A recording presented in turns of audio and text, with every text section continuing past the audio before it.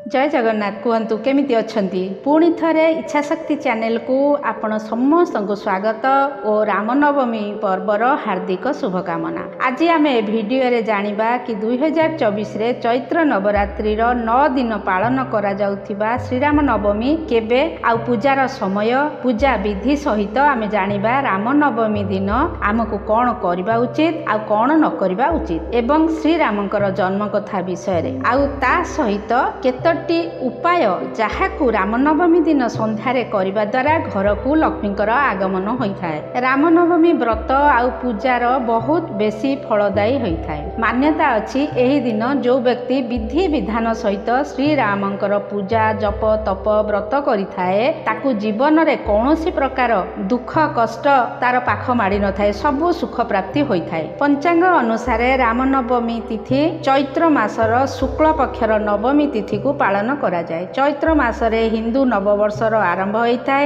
एई मासरे शक्ति साधनार पर्व नवरात्रि मध्य पालन करा जाइथाय। चैत्र नवरात्रिर 9 दिन भगवान श्री रामकर जन्म होइथिला, सेथिपाई एही दिन को रामनवमी रूपरे पालन करा जाए। एही दिन कन्या पूजार मध्य विधि अछि। एबे आसंतु जानिबा कि 2024 रे रामनवमीर पूजार शुभ मुहूर्त, पूजा विधि, महत्व आउ श्री रामकर जन्म कथा। रामनवमी दिन रे आमे कौन करिबा आ कौन करिबा नाही एवं ता सहित लक्ष्मी प्राप्ति पाई आउ जीवनर सबु प्रकार रोग शोक दुख कष्टरू राहत पाइबा पाई केतोटी उपाय।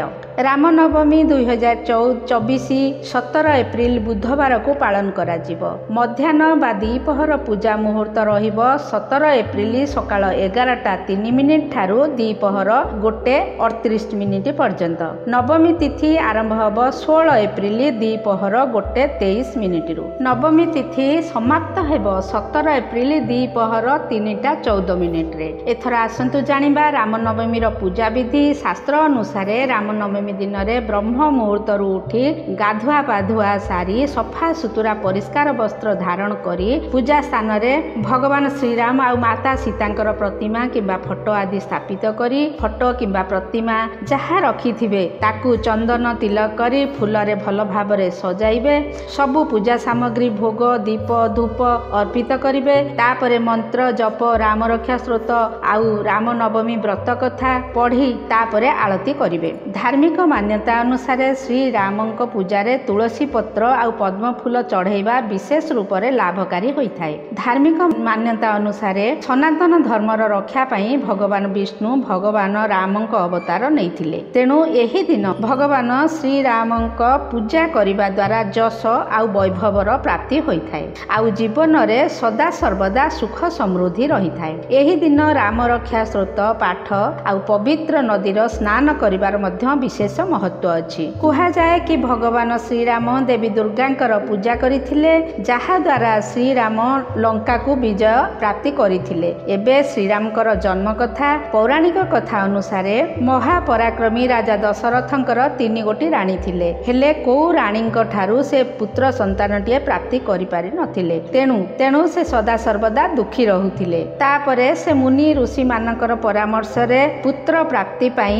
यज्ञ कराइथिले आउ यज्ञ रु प्राप्त खीरी राजा दशरथ निजर बड़ पत्नी कौशल्या को खाइबा पाई देइथिले। माता कौशल्या से खीरी को अधा अधा भाग कैकेयी आउ सुमित्रा को देइथिले। 3 रानी माने एही खीरी को सेवन कले। तापरे चैत्र मासर शुक्ल पक्षर नवमी तिथि को पुनर्वसु नक्षत्र आउ कर्क लग्न रे माता कौशल्या श्री राम को जन्म देइथिले आउ माता कैकेयी भरतंकु, माता कौशल्या लक्ष्मण आउ शत्रुघ्न को जन्म देइथिले। एबे आसंतु जानिबा रामनवमीर पूरा पुण्य फल पाइबा पाई व्रत एवं पूजा करिबा समय रे कौन करिबा दरकार आ कौन करिबा दरकार नुहे। तो सबुठारु प्रथमे जानिबा रामनवमी दिन रे कौन करिबा दरकार। रामनवमी दिन रे सकाळु उठी स्नान ध्यान परे सूर्य देवता को तंबा लोटारे अर्घ्य दबा दरकार। रामनवमी दिन श्री रामचरित मानस जदि आपनक घरे अछि तेबे श्री रामचरित मानस बही को चंदन फूल धूप दीप देई पूजा करिबा दरकार। श्री रामंक पूजा रे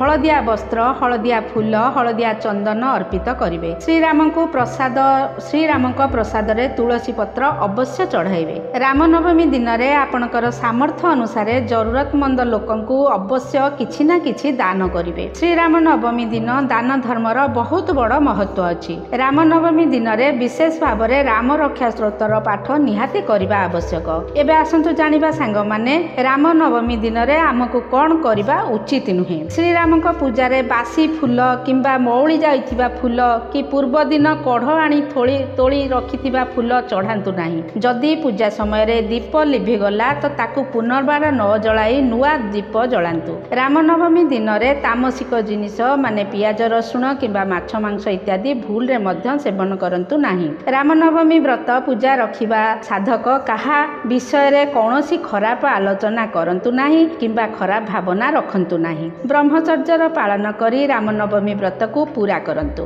रामनवमी दिन ना काहा सहित झगड़ा करंतु ना काहा सहित खराब व्यवहार करंतु ना काहार अपमान करंतु।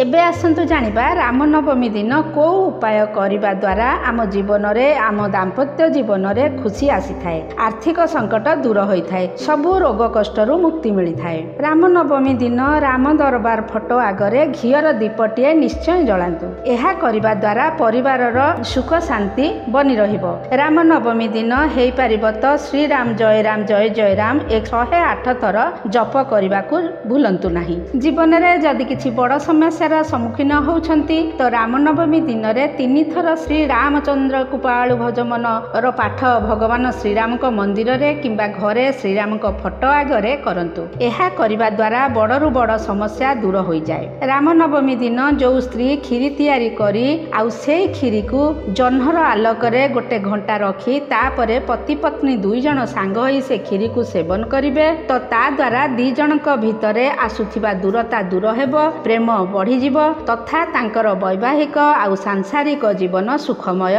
रे व्यतीत हेबो। भगवान राम विष्णुकर अवतार अटंती, सेथिपाई रामनवमी दिन श्रीराम को हलदिया वस्त्र अर्पित करी तापरे सेही वस्त्र को कौनसी ब्राह्मण को दान करि दियंतु। एही उपायटी करिबा द्वारा घर को सुख समृद्धि आसी थाए। रामनवमी दिन श्री राम स्तुति करिबा द्वारा प्रत्येक कार्य सफलता मिली थाए। पूजा करिबा समय रे एही पाठ को करिबा द्वारा सबु समस्या मुक्ति मिली थाए। जदि आपणक दाम्पत्य जीवन सुखी नुहे तेबे आज दिन रे पति पत्नी 2 जण सांग होई भगवान राम आ माता सीतांकर पूजा करिबा दरकार। एहा करिबा द्वारा दाम्पत्य जीवन रे सुख समृद्धि खुशाली आसी थाए। रामनवमी दिन को भी नुआ काम आरंभ करिबा पई बहुत शुभ मना जाय थाए। जदि आपण बहुत दिन धरी आर्थिक संकट रे चाली आसुछंती तो रामनवमी दिन ठारू आरंभ करी प्रतिदिन निजर रोषेई घरे लवंग आ कर्पूरर धुआं जलांतु। एही उपायटी करिले माँ लक्ष्मींकर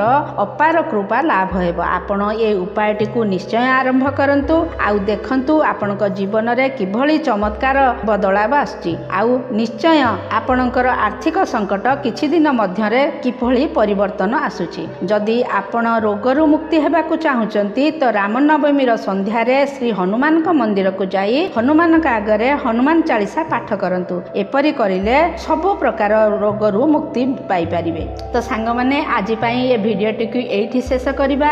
आपणक समस्तक उपरे प्रभु श्रीराम को कृपा बनी रहू एतिकी मोर प्रभु श्रीराम को पाखरे प्रार्थना। जदि आपण मानको भिडियोटी भलो लागिला तो चैनल टी को सब्सक्राइब करी भिडियोटी को लाइक करिवे आ कमेंट रे जय श्रीराम लेखिबा को जेपरि भूली न जिवे। आ हां सांग माने जदि आपण चाहिबे आपणक सांग सहित भिडियोटी को शेयर करि पारिबे। सेमाने मध्य रामनवमी पर्वर एही उपाय गुड़िक करी लाभ उठाई पारिबे। पुणी कथा हबा पर भिडियो रे आ पर भिडियो रे गोटे गुरुत्वपूर्ण भिडियो अछि कि आमे जदि घरे रामचरित मानस रखि थाउ से रामचरित मानस पाठ करिवार विधि किपरि भाबरे करिवे जहा फल रे कि हमर प्रत्येक समस्यार समाधान तुरंत आमको मिल जिवो। तो सेतेबेले जाए आपण रामनवमी रो तैयारी करे लागि जांतु आ रामनवमी रो मजा उठांतु। पुणी देखा हबा पर भिडियो रे। जय जगन्नाथ।